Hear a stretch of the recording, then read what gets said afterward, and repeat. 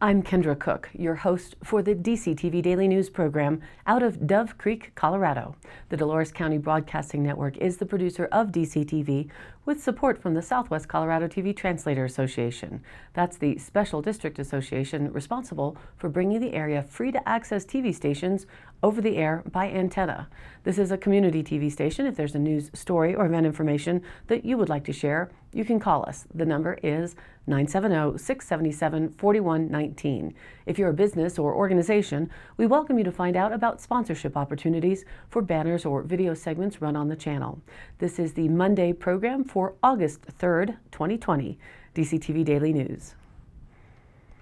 The San Juan Record News out of Monticello, Utah, reported an update on their battle with COVID-19 as of last week. The death toll of the coronavirus pandemic continues to grow in San Juan County, reaching 22 in the past week.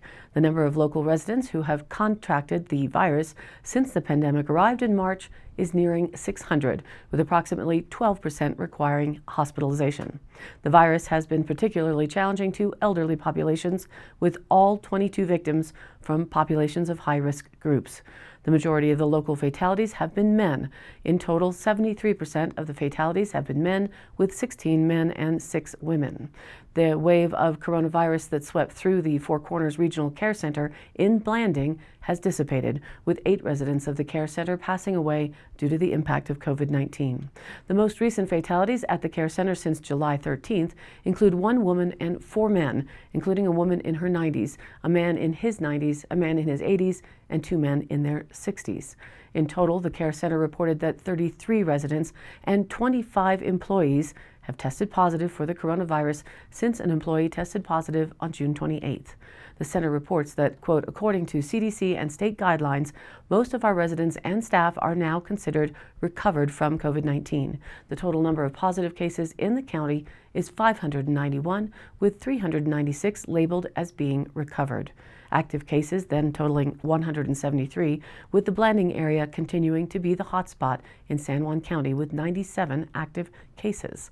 There are 28 active cases in the Montezuma Creek area, 21 in the Monument Valley Navajo Mountain areas, 13 cases in Monticello area, and 10 cases in the Bluff area, and 4 cases in the Mexican Hat area. San Juan County claims the highest coronavirus rate in the state of Utah and has one of the highest rates in the country. Despite the challenges, life is moving ahead in several aspects. Parents and students are registering for the school year with 3 options from the San Juan School District. School-specific plans will be developed after the registration process is complete. And now, let's take a look at our local weather for the week. Today, sunny with another hot day, a high near 92 degrees. Hopefully, just one more day of this 90-plus degree heat. Tonight, mostly clear and a low around 59. And then for Tuesday, there's that next sunny day with a high near 90 or more, with southeast winds at 5 to 10 miles an hour, shifting southwest in the afternoon. For Tuesday night, mostly clear and a low around 57. And then for Wednesday, it starts to cool back just a bit. Sunny and a high near 88, with southeast winds at 5 to 10 miles an hour and gusts to 20. Wednesday night, partly cloudy and a low around 58. And then the next chance for rain is Thursday, just a 20% chance of showers and thunderstorms in the afternoon. Otherwise sunny and a high near 86 degrees. For Thursday night, partly cloudy and a low around 56. Friday, again sunny and a high near 84. Friday night, mostly clear and a low around 56. And for the weekend, starts off sunny with a high near 86 degrees. Saturday night, mostly clear and a low around 55.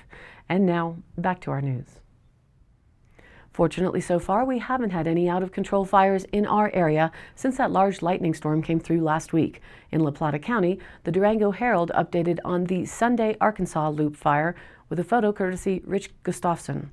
Crews have lines around the 12-acre Arkansas Loop fire in southeast La Plata County, and today's plan is to keep the blaze within fire lines, put out hot spots, and mop up.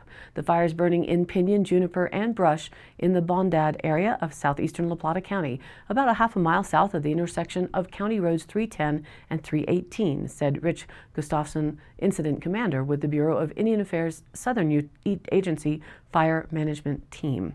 Quote, "We caught it early when it was still small. We didn't have the impacts we had in the 6-shooter fire. We didn't have to shut in wells, he said. The blaze was started by a dry lightning strike either Friday or Saturday, he said. The strike tree that ignited the fire has been identified. Quote, "We were getting lightning in that area Friday and Saturday," he said. The fire did not grow overnight, however. The size of the fire was increased from 9 acres on Saturday to 12 acres on Sunday because of better overnight mapping, not because of the blaze growing, Gustafson said. The National Weather Service lists a 30% chance for thunderstorms for the Bondi area on Sunday. 38 people are working the blaze, including 2 10-person fire suppression teams. 2 fire engines are on site, and a helicopter out of Durango-La Plata County Airport is on standby to help with fire suppression efforts, Gustafson said. The Southern Ute Indian Tribe, Ute Mountain Ute Tribe, and Los Pinos Fire Protection District sent on-the-ground resources. Durango Helitac and several other regional fire agencies from as far as Pagosa Springs also have assisted. Quote, "We got good rain in the area, but it just dried out a little bit in between storms. The fact that it only went 12 acres shows that it can burn, but it doesn't want to run," Gustafson said. "If you get the right wind at the right time of day and it hits a slope with fuels, all those things line up and we can still get a fire," he said. And an update on leftover hunting licenses is posted in the Journal with photo Sam Green. Leftover licenses for Colorado's big game seasons will go on sale at 9 a.m. on Tuesday online, by phone, at Colorado Parks and Wildlife offices, and at various retailers. A list of the licenses remaining are now available on the CPW website. There is no advantage for hunters to go to wildlife offices to buy licenses in person.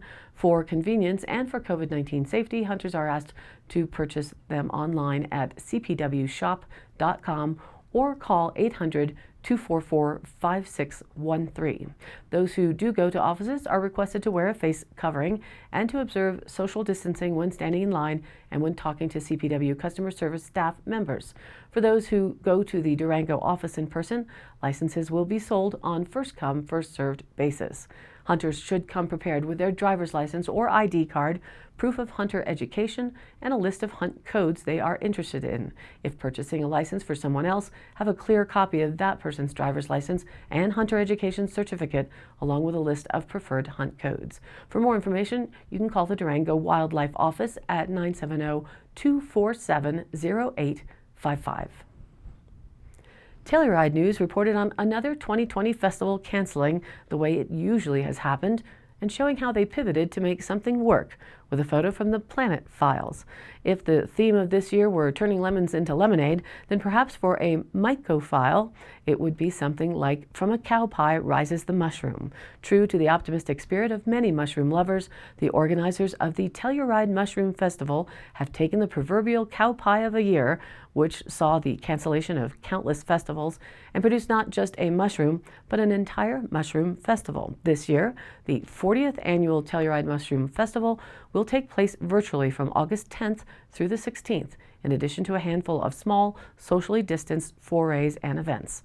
Quote, "I'm actually excited to try a virtual festival," said Dr. Britt Bunyard, the festival's executive director. "While it's no substitute for being here in person, of course, it is a way for attendees to learn lots about fungi from experts and standouts in their field."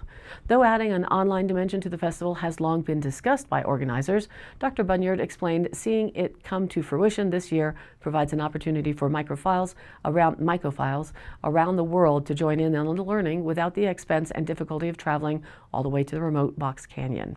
With a virtual presence, hopefully every year, we can bridge that distance and allow so many more people to be a part of this event, he said.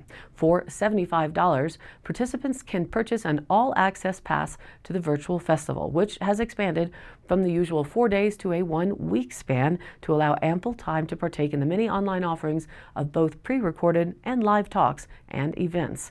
Mycologists will deliver enlightening talks on subjects ranging from the role of fungi in ecological restoration to psychedelic medical research, while poets, chefs, and artists will provide mushroom-themed events to get the creative and culinary juices flowing. In addition, 3 free in-person events, including an author book talk, a foray, and, quote, Mushrooms 101 and 202 talks, will be open to the public thanks to the collaboration with the Wilkinson Public Library, Between the Covers, and Telluride Arts. Quote, "We are truly excited to offer this magical evening," said Festival Operations Manager Ashley Cody Smith of the Author Talk, which will take place at the Transfer Warehouse with public health guidelines in place. "During these hard times, our community has really banded together to keep the spirit of our town alive," she said, expressing gratitude for the collaboration to create free opportunities for community participation. While many people may be familiar with the likes of portobello burgers or the classic image of the fairy tale toadstool, mushrooms go far beyond the standard culinary applications of folklore, according to local microfile and the festival's operations and virtual platform coordinator, Matt Gurton. Mushrooms will soon be what CBD has become in the past few years, he predicted. Although mushrooms have been around for billions of years and used in Chinese traditional medicine for thousands of years, they're just now becoming more mainstream in Western culture. If not for fungi, we would not have bread, beer, penicillin, or livable earth. They are the main decomposers of organic matter back into soil, and oyster mushrooms have been shown to clean up oil spills and contaminated grounds from herbicides like glyphosate. Gurton credits his passion for fungi and his health to the lion's mane mushroom, which he began taking as a supplement after suffering traumatic brain injuries over the course of his years as a football player. Quote, "It was hard for me to articulate myself and think clearly," he recalled. "I learned about how lion's mane mushrooms help regenerate brain neurons and the myelin connections between them. That was 6 years ago, and I have the mushrooms to thank for my ability to think again." The festival organizers say there's something for everyone, from the deeply nerdy to the slightly curious. Whether learning how to safely collect culinary mushrooms from surrounding forests or exploring fungi's modern innovative uses, organizers encourage anyone with interest to participate. Tickets are online, and the information can be found also online at TellurideInstitute.org. And this story and other happenings or articles of interest are linked up on our Facebook page. That's DCTV Daily News, where you can also watch the program replay along with the news links and stories of local interest. And you too can share other events or news there and join in on the conversation. This is your local community TV station, so if you have something you would like to share, contact us. The email is dcbnnews@gmail.com, or you can call 970-677-4119. Thanks for tuning in to DCTV Daily News. Programs are broadcast Monday through Friday with replays online on our YouTube channel or the DCTV Daily News page on Facebook.